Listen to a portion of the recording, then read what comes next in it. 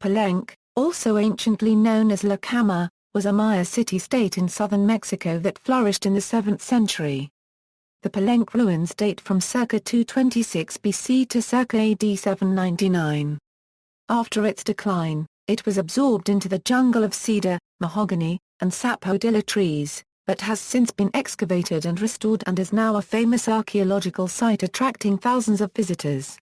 It is located near the Usumacinta River in the Mexican state of Chiapas, about 130 kilometers south of Ciudad del Carmen, 150 m above sea level. It averages a humid 26 degrees Celsius with roughly 2160 millimeters of rain a year.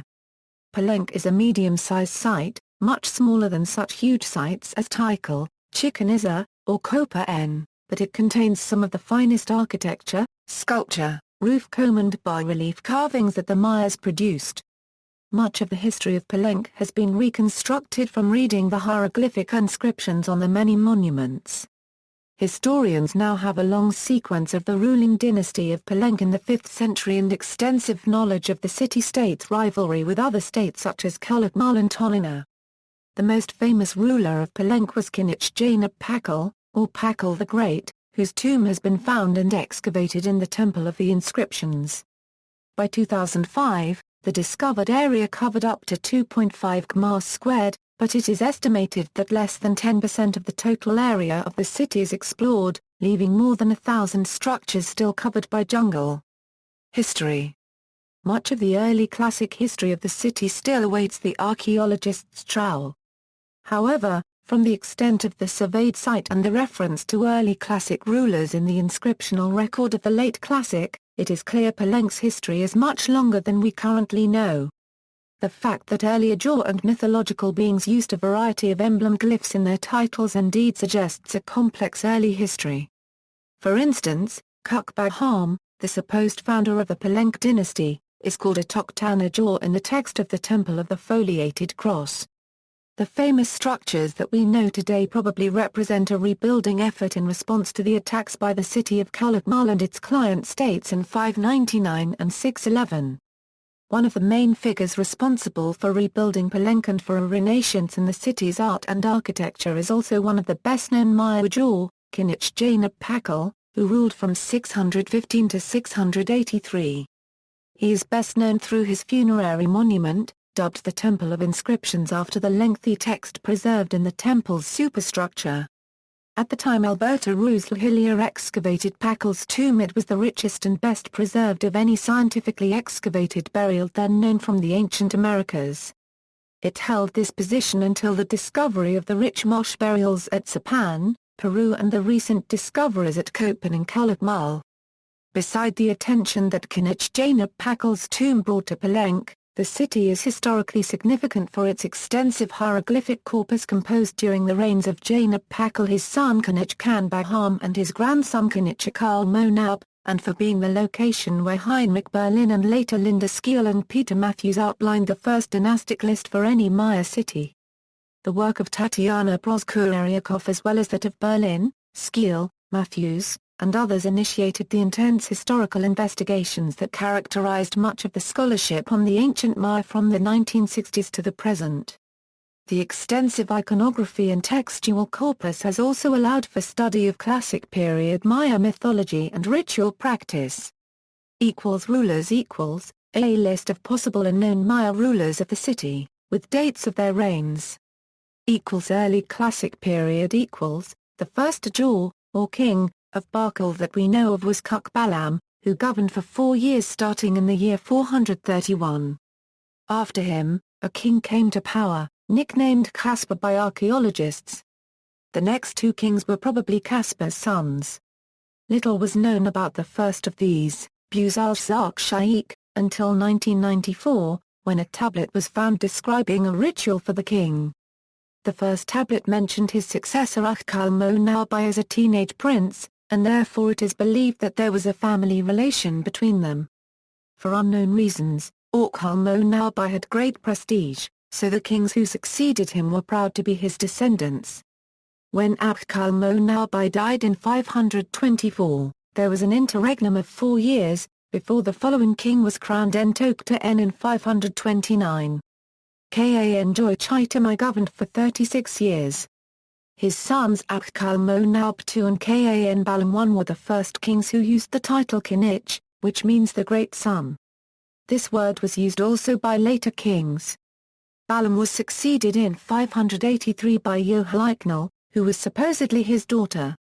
The inscriptions found in Palenque document a battle that occurred under her government in which troops from Calakmul invaded and sacked Palenque, a military feat without known precedents. These events took place in 599. A second victory by Calakmul occurred some 12 years later, in 611, under the government of Usumacinta, son of Usumacinta. In this occasion, the king of Calakmul entered Palenque in person, consolidating a significant military disaster, which was followed by an epoch of political disorder. Usumacinta was to die in 612. Late Classic period Pakal began the Late Classic period in the throes of the disorder created by the defeats before Calakmul. The glyphic panels at the Temple of Inscriptions, which records the events at this time, relates that some fundamental annual religious ceremonies were not performed in 613, and at this point states, lost is the Divine Lady, lost is the King. Mentions of the government at the time have not been found. It is believed that after the death of Usumacinta, Janaab Pakal, also called Pacal I, took power thanks to a political agreement. Janaab Pakal assumed the functions of the Ajur but never was crowned. He was succeeded in 612 by his daughter, the Queen Zakuk, who governed for only 3 years until her son was old enough to rule. It is considered that the dynasty was re-established from then on, so Pakal retook the path of glory and splendor. The grandson of Janaab Pakal is the most famous of the Mayan kings, K'inich Janaab Pakal, also known as Pacal the Great. He began rule at the age of 12 years after his mother Zakuk resigned as queen after 3 years, thus passing power on to him. Pacal the Great reigned in Palenque from 615 to 683, and his mother remained an important force for the first 25 years of his rule. She may have ruled jointly with him. Known as the favorite of the gods, he carried Palenque to new levels of splendor, in spite of having come to power when the city was at a low point. Pacal married the Princess of Octaen, Lady Zakbu Ajor in 624 and had at least 3 children. During his government, most of the palaces and temples of Palenque were constructed. The city flourished as never before, eclipsing Tikal. The central complex, known as the palace, was enlarged and remodeled on various occasions, notably in the years 654, 661, and 668.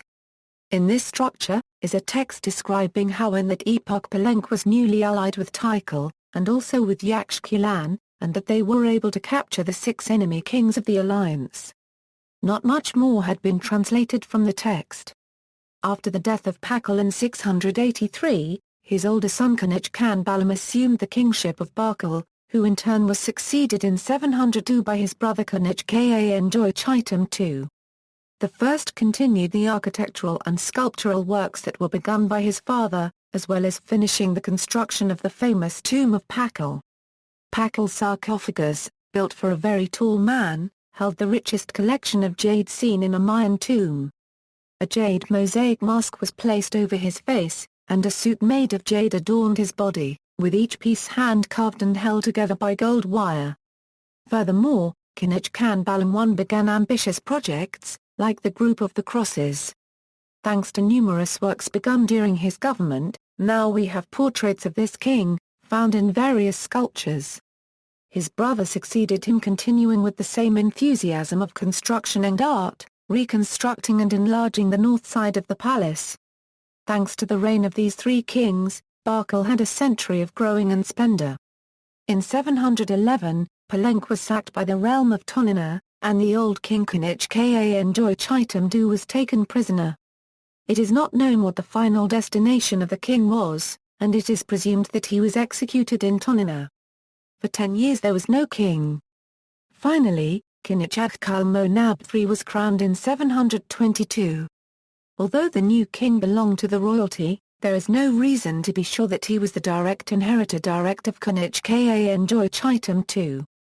It is believed, therefore, that this coronation was a break in the dynastic line, and probably K'inich Janaab arrived to power after years of maneuvering and forging political alliances. This king, his son, and grandson governed until the end of the 8th century. Little is known about this period, except that, among other events, the war with Toniná continued, where there are hieroglyphics that record a new defeat of Palenque. Abandonment during the 8th century, Pakal came under increasing stress, in concert with most other classic Mayan city-states, and there was no new elite construction in the ceremonial center sometime after 800. An agricultural population continued to live here for a few generations, then the site was abandoned and was slowly grown over by the forest. The district was very sparsely populated when the Spanish first arrived in the 1520s. Occasionally city-state lords were women. Lady Zarkike ruled at Palenque for at least 3 years starting in 612 CE, before she passed her title to her son. However, these female rulers were accorded male attributes. Thus, these women became more masculine as they assumed roles that were typically male roles. Art and architecture. Important structures at Palenque include Temple of the Inscriptions The Temple of Inscriptions had begun perhaps as early as 675 as the funerary monument of Janaab Pakal. The temple's superstructure houses the second longest glyphic text known from the Maya world. The Temple of the Inscriptions records approximately 180 years of the city's history from the 4th through 12th Ctun. The focal point of the narrative records K'inich Janaab Pakal's Ctun period-ending rituals focused on the icons of the city's patron deities prosaically known collectively as the Palenque Triad or individually as Gi, Gii, and Giii. The pyramid measures 60 meters wide, 42.5 meters deep and 27.2 meters high. The summit temple measures 25.5 meters wide, 10.5 meters deep and 11.4 meters high. The largest stones weigh 12 to 15 tons. These were on top of the pyramid. The total volume of pyramid and temple is 32,500 cubic meters. In 1952 Alberto Ruiz Lahilia removed a stone slab in the floor of the Black Room of the temple's superstructure to reveal a passageway leading through a long stairway to Pakal's tomb. The tomb itself is remarkable for its large carved sarcophagus, the rich ornaments accompanying Pakal, and for the stucco sculpture decorating the walls of the tomb. Unique to Pakal's tomb is the Aqueduct, which leads from the tomb itself, up the stairway and through a hole in the stone covering the entrance to the burial. This Aqueduct is perhaps a physical reference to concepts about the departure of the soul at the time of death in Maya eschatology, where in the inscriptions the phrase Och by Hajzakikal is used to refer to the leaving of the soul. A find such as this is greatly important because it demonstrated for the first time the temple usage as being multifaceted. These pyramids were, for the first time, identified as temples and also funerary structures. The much-discussed iconography of the sarcophagus lid depicts Pakal in the guise of one of the manifestations of the Maya maize god emerging from the maws of the underworld. The temple also has a duct structure that still is not completely understood by archaeologists. It has been suggested that the duct aligns with the winter solstice and that the sun shines down on Pakal's tomb. Temples of the Cross group The Temple of the Cross, Temple of the Sun, and Temple of the Foliated Cross are a set of graceful temples atop step pyramids, each with an elaborately carved relief in the inner chamber depicting two figures presenting ritual objects and effigies to a central icon. Earlier interpretations had argued that the smaller figure was that of K'inich Janaab Pakal while the larger figure was K'inich Janaab. However, it is now known based on a better understanding of the iconography and epigraphy that the central tablet depicts two images of Janaab. The smaller figure shows K'inich Janaab during a rite of passage ritual at the age of 6 while the larger is of his accession to kingship at the age of 48. These temples were named by early explorers. The cross-like images in two of the reliefs actually depict the tree of creation at the center of the world in Maya mythology. Palace The palace, a complex of several connected and adjacent buildings and courtyards, was built by several generations on a wide artificial terrace during 4th century period. The palace was used by the Mayan aristocracy for bureaucratic functions, entertainment, and ritualistic ceremonies. The palace is located in the center of the ancient city. Within the palace there are numerous sculptures and bas-relief carvings that have been conserved. The palace's most unique and recognizable feature is the four-story tower known as the Observation Tower. The Observation Tower, like many other buildings at the site, exhibit a mansard-like roof. The A-shaped corbel arch is an architectural motif observed throughout the complex. The corbel arches require a large amount of masonry mass and are limited to a small dimensional ratio of width to height, providing the characteristic high ceilings and narrow passageways. The palace was equipped with numerous large baths and saunas which were supplied with fresh water by an intricate water system. An aqueduct, constructed of great stone blocks with a 3-meter-high vault, diverts the Usumacinta River to flow underneath the main plaza. The palace is the largest building complex in Palenque, measuring 97 meters by 73 meters at its base. Other notable constructions. The Temple of the Skull has a skull on one of the pillars. Temple 13 contained the tomb of the Red Queen, an unknown noblewoman, possibly the wife of Pakal, discovered in 1994. The remains in the sarcophagus were completely covered with a bright red powder made of cinnabar. The Temple of the Jaguar at a distance of some 200 meters south of the main group of temples. Its name came from the elaborate bas-relief carving of a king seated on a throne in the form of a jaguar. Structure 12 with a bas-relief carving of the god of death. Temple of the Count, another elegant classic Palenque temple, which got its name from the fact that early explorer Frederick Waldeck lived in the building for some time, and Waldeck claimed to be a count. The site also has a number of other temples, tombs, and elite residences, some a good distance from the center of the site, a court for playing the Mesoamerican ball game, and an interesting stone bridge over the Usumacinta River some distance below the aqueduct. Modern investigations. Palenque is perhaps the most studied and written about of Maya sites. After de la Nada's brief account of the ruins, no attention was paid to them until 1773, when one Don Ramon de Orda ± Aguilar examined Palenque and sent a report to the Capitan General in Antigua, Guatemala. A further examination was made in 1784 saying that the ruins were of particular interest, so 2 years later surveyor and architect Antonio Bernasconi was sent with a small military force under Colonel Antonio del Rio to examine the site in more detail. Del Rio's forces smashed through several walls to see what could be found, doing a fair amount of damage to the palace, while Bernasconi made the first map of the site as well as drawing copies of a few of the bas-relief figures and sculptures. Draftsman Luciano Castor ± Ida made more drawings in 1807, and a book on Palenque, Descriptions of the Ruins of an Ancient City, Discovered near Palenque, was published in London in 1822 based on the reports of those last two expeditions together with engravings based on Bernasconi and Castor ± Ida's drawings. Two more publications in 1834 contain descriptions and drawings based on the same sources. Juan Galindo visited Palenque in 1831, and filed a report with the Central American government. He was the first to note that the figures depicted in Palenque's ancient art looked like the local Native Americans. Some other early explorers, even years later, attributed the site to such distant peoples as Egyptians, Polynesians, or the lost tribes of Israel. Starting in 1832, Jean-Frederick Waldeck spent 2 years at Palenque making numerous drawings, but most of his work was not published until 1866.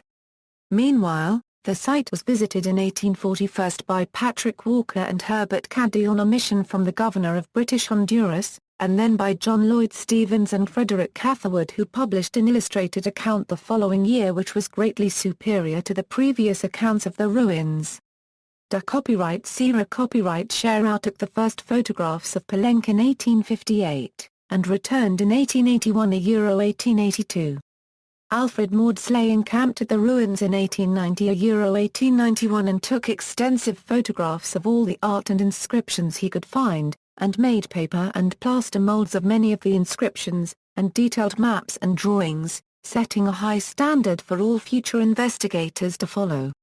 Maudslay learned the technique of making the papier-mâché molds of the sculptures from Frenchman Desire Cheraud.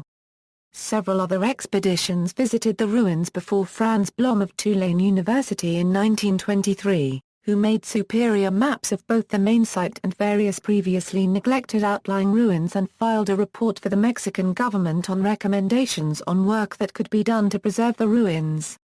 From 1949 through 1952, Alberto Ruiz Hillier supervised excavations and consolidations of the site for Mexico's National Institute of Anthropology and History. It was Ruiz Hillier who was the first person to gaze upon Pacal the Great's tomb in over 1,000 years. Ruiz worked for 4 years at the Temple of Inscriptions before unearthing the tomb. Further INAH work was done in lead by Jorge Acosta into the 1970s. In 1973, the first of the very productive Palenque Mesa Redonda conferences was held here on the inspiration of Merle Green Robertson. Thereafter, every few years, leading Mayanists would meet at Palenque to discuss and examine new findings in the field.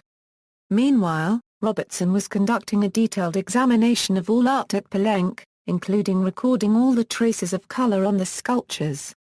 The 1970s also saw a small museum built at the site.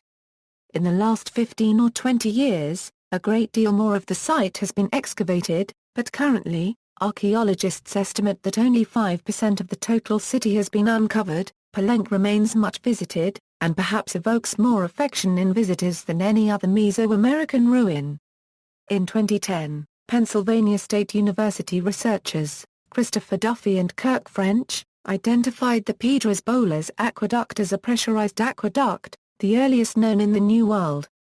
It is a spring-fed conduit located on steep terrain that has a restricted opening that would cause the water to exit forcefully, under pressure, to a height of 6 meters. They were unable to identify the use for this man-made feature. See also, List of Mesoamerican pyramids, List of megalithic sites, Maya script, Temple 20. Notes. References. External links, Maya Explorations Center. Arnal book, The Temples of Palenque, contains a learning objects program, panoramas, 3D models, and glyphs and translations. Mesaweb's Palenque Resources, animated 3D reconstruction on palenque-3d.com, the tablet of the 96 hieroglyphs, The Ruins of Palenque, bilingual essay with audio, drawings of the Palenque site from the Antonio del Rio 1784 expedition, estimating Palenque's population on Mesaweb, National Geographic Live. Palenque and the Ancient Maya World Show on YouTube.